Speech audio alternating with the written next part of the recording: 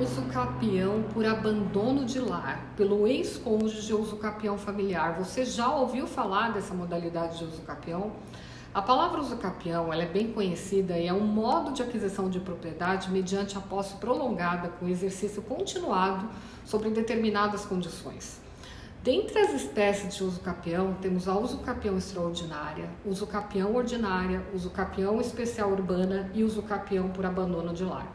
O Código Civil, em seu artigo 1240, prevê que aquele que exerce por 2 anos ininterrupto e sem oposição a posse direta e com exclusividade sobre imóvel urbano de até 250 metros quadrados, cuja propriedade divida com ex-cônjuge ou companheiro que abandonou o lar utilizando de sua moradia ou de sua família, adquirirá o domínio integral desde que não seja proprietário de outro imóvel urbano ou rural.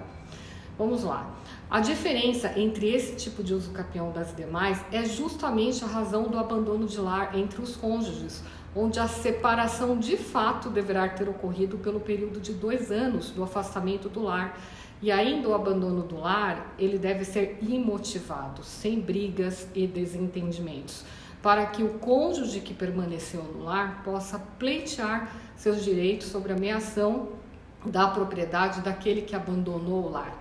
Ressalta-se que a propriedade ela tem que pertencer a ambos os cônjuges, para que um possa pleitear em face à outra parte, não podendo a propriedade ser exclusiva ao cônjuge que abandonou o lar. Neste caso, não poderá pleitear-se essa modalidade de usucapião.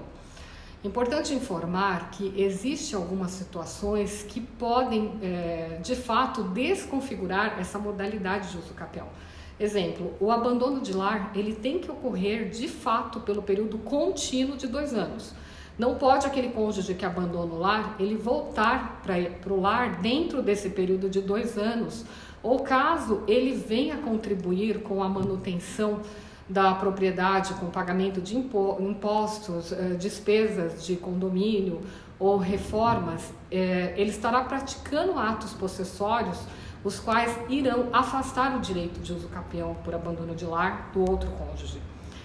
A sentença que julga como procedente a ação de usucapião familiar por abandono de lar, ela é de natureza declaratória, devendo tal ação ser ajuizada no fórum da situação do imóvel, sendo que essa sentença deverá ser registrada mediante mandado de averbação no registro de imóveis. Portanto, a usucapião por abandono de lar ou familiar é uma modalidade de usucapião que é utilizada em prol daquele cônjuge que pretende pleitear o direito de meação, ou seja, os 50% da propriedade do cônjuge que abandonou o lar, devendo ser analisado o caso concreto, o esforço comum de ambas as partes, o princípio da dignidade, bem como a função social da propriedade.